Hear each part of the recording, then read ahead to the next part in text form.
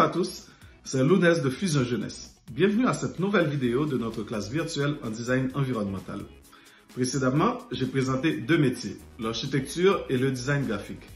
Si tu n'as pas encore eu la chance de les voir, les vidéos sont encore disponibles sur notre chaîne YouTube Fusion Jeunesse. Cette semaine, je vais te parler de l'urbanisme. As-tu déjà réfléchi à l'environnement qui t'entoure, et tous ces bâtiments, ces routes, ces commerces?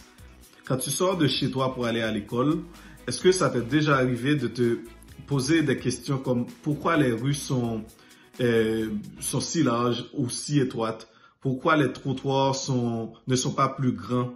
Pourquoi les bâtiments sont de telle hauteur? Ou pourquoi il y a un commerce ici et une boutique par là et un parc par ici et pourquoi pas à un autre endroit? Si tu t'es déjà posé l'une de ces questions, tu as déjà réfléchi à des questions d'urbanisme. Aujourd'hui, j'ai le plaisir de te parler de ce métier si important. Je commencerai par te parler de l'aménagement de la ville et en général. Ensuite, on découvrira le métier d'urbaniste et quelques outils en urbanisme. Comment devenir urbaniste ou comment travailler dans ce domaine. On jettera un coup d'œil sur un autre métier qui est beaucoup en lien avec l'urbanisme. Et je parle du métier de designer urbain. Je te montrerai également quelques actions citoyennes en urbanisme et à la fin, nous ferons ensemble un exercice. Donc, c'est parti pour une belle séance. Installe-toi confortablement et on commence. D'abord, c'est quoi la ville? Je pense qu'on connaît tous ce que c'est une ville. Soit parce qu'on y vit, soit parce qu'on y est déjà allé. Une ville est à la fois un milieu physique et humain.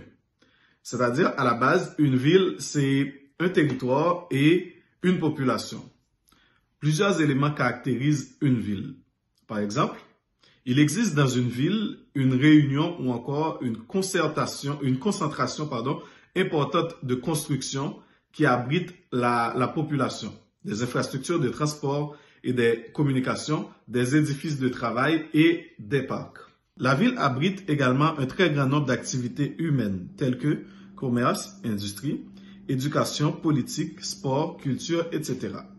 La ville favorise les échanges sociaux, économiques et culturels. Les villes ne sont pas toutes les mêmes. Elles ont des différences selon l'époque à laquelle elles ont été construites, leur histoire, leur climat, leur population. Selon les quartiers, le paysage urbain et la façon dont les bâtiments sont construits sont différents. Maintenant, on va parler de l'urbanisation. Après la révolution industrielle, les villes ont grossi tant en nombre qu'en taille. C'est ce qu'on appelle justement l'urbanisation. Au Canada, 4 personnes sur 5 vivent en ville. C'est 80% de la population. Selon certaines organisations, pour constituer une ville, il faut qu'il y ait un minimum de 1000 personnes, 1000 habitants. Au Québec, parmi nos villes les plus peuplées, nos plus grandes villes, on retrouve Montréal, Québec, Laval, Gatineau et Longueuil. Tandis qu'au Canada, ce sont Toronto, Montréal, Calgary, Ottawa et Edmonton. La croissance des villes a quelques inconvénients comme la montée de la violence et de la pauvreté, le manque de logement, les problèmes de santé, la pollution de l'air et du sol et de l'eau et la production massive de déchets. L'urbanisation crée en soi de nouveaux besoins. De nombreux facteurs tels que l'économie et la santé publique obligent les villes à s'adapter, à s'organiser ou à se réinventer. C'est ce travail que font les professionnels en aménagement du territoire et en urbanisme.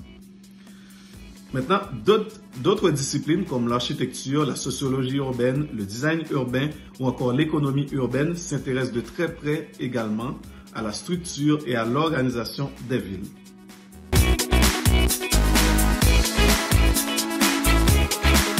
Maintenant, on va parler de l'aménagement du territoire et de l'urbanisme. Qu'est-ce que l'urbanisme? On peut définir l'urbanisme comme l'art d'aménager et d'organiser l'espace urbain ou rural. C'est un ensemble de pratiques visant à répartir et organiser dans l'espace, à l'échelle d'un territoire donné, les populations, les activités économiques et sociales ainsi que les équipements et moyens de communication qui y sont liés. Par exemple, ce sont les urbanistes qui décident de l'emplacement et des équipements tels que parcs, routes, et bâtiments publics, et bâtiments résidentiels, centres commerciaux, etc.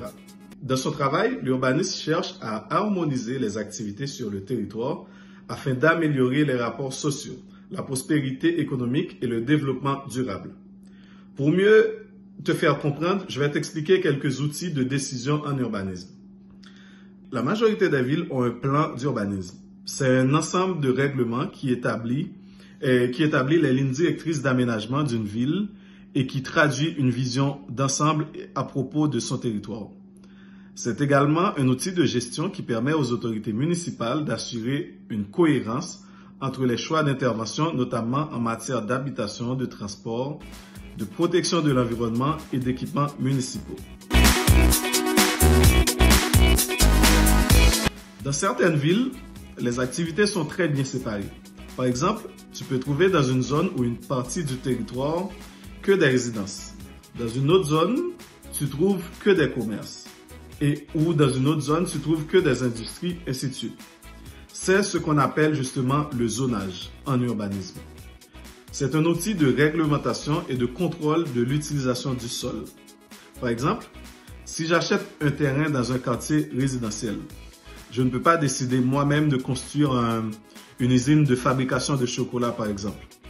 Cela aurait pour conséquence de nuire aux voisins en augmentant le trafic, avec mes camions, avec la pollution et le bruit que mes activités vont engendrer.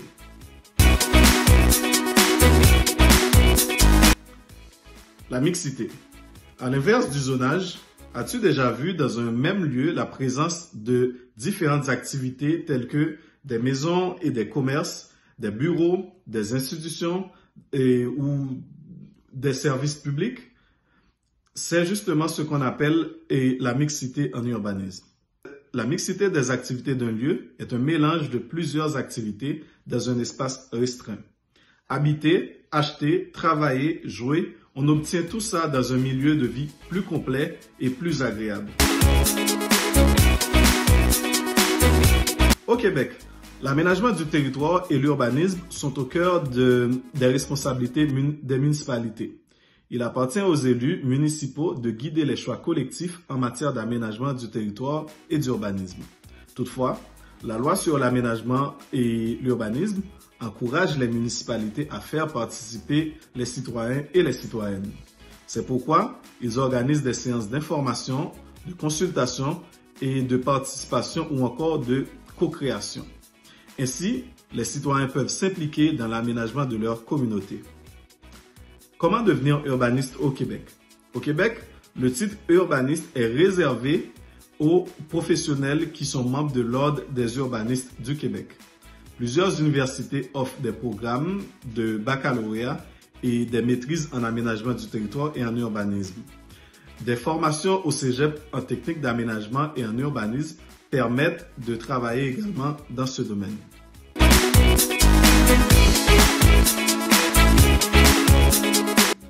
Le design urbain implique de donner un sens aux espaces dans la ville.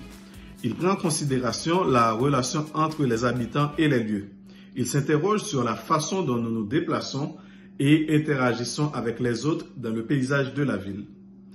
Le design urbain agit essentiellement sur les manières dont nous organisons et concevons nos bâtiments, nos systèmes de transport, nos espaces publics et plus encore. Non seulement nous voulons que ces endroits soient fonctionnels, mais nous voulons aussi qu'ils soient attrayants. Cependant, la durabilité doit être prise en compte lors de la création de ces espaces animés.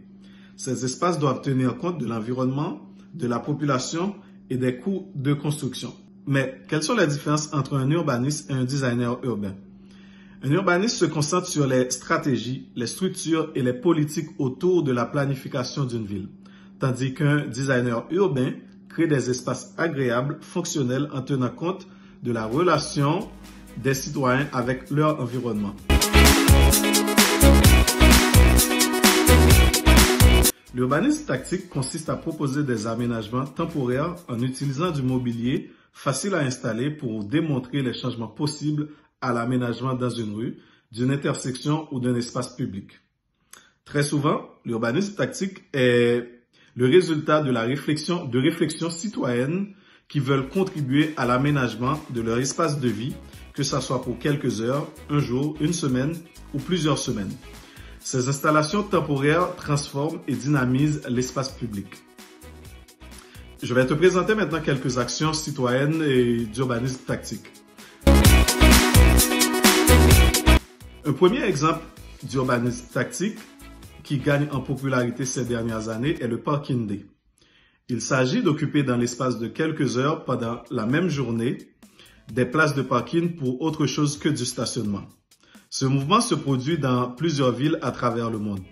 Le Parking Day est un mouvement citoyen mondial qui vise à réfléchir autrement les espaces de stationnement ainsi que la mobilité et le déplacement en ville.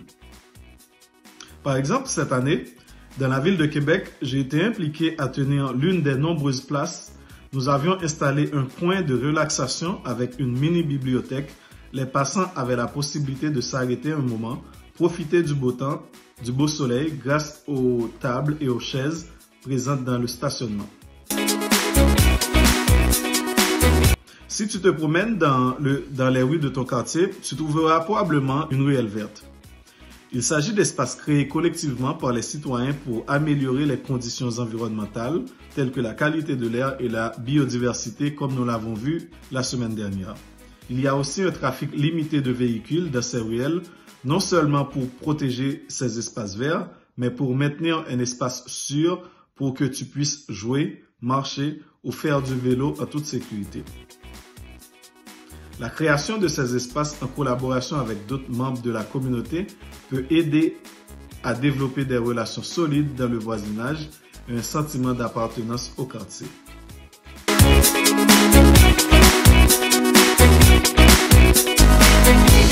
Pour terminer notre vidéo d'aujourd'hui, on va faire un exercice ensemble.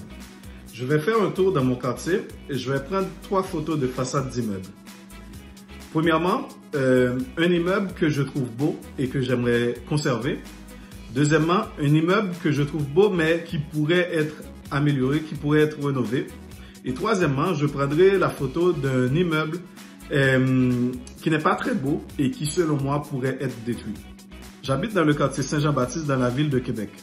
C'est un vieux quartier, l'un des plus anciens de la ville de Québec. Il est le plus petit quartier de la ville en superficie, mais beaucoup de gens y habitent. Comme tu le vois dans les photos, les maisons sont construites côte à côte. C'est un quartier que j'aime bien. Je choisis des petites maisons comme exemple à te présenter dans le cadre de cet exercice. Pour commencer avec mes photos, je te présente la maison que j'aime. Cette maison est mon coup de cœur dans le quartier. J'adore toutes ces fenêtres en bois. Je trouve qu'elles renforcent l'apparence de la maison. De plus, le bois doit avoir de bonnes qualités environnementales. D'après moi, cette maison doit être très lumineuse et très aérée. La façade également est très belle. J'adore la tourelle au premier étage. Elle donne une forme particulière à la maison qui t'empêche de la voir comme un bloc unique. Je trouve que sa couleur est très bien choisie et est en harmonie avec le bâtiment. Voici ma deuxième photo, qui représente la maison que j'aimerais garder, mais en faisant des rénovations. C'est une très belle petite maison. Il y en a plusieurs comme ça dans le quartier. Mais je trouve qu'elle mérite un peu plus d'amour. D'abord au niveau du toit en tôle qui est rouillé. Ensuite, il faudrait changer les fenêtres pour en mettre d'autres plus modernes, mais qui cadrent avec les briques de la façade. J'adore les briques sans couleur. Je les garderai comme telles. Et enfin, voici ma troisième photo. C'est la maison que j'aimerais détruire. Voilà.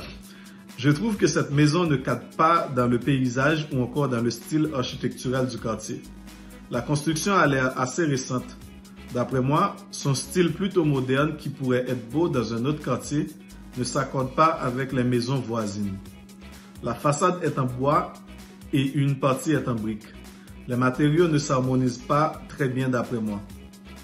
De plus, je trouve que la petite marche d'entrée qui donne sur le trottoir n'est pas très belle.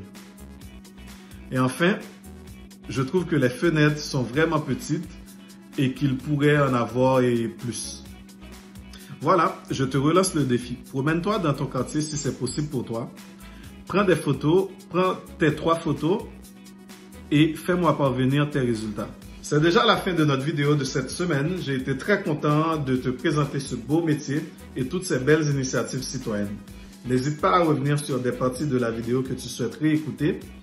D'ici là, je te souhaite une excellente semaine et on se dit à bientôt.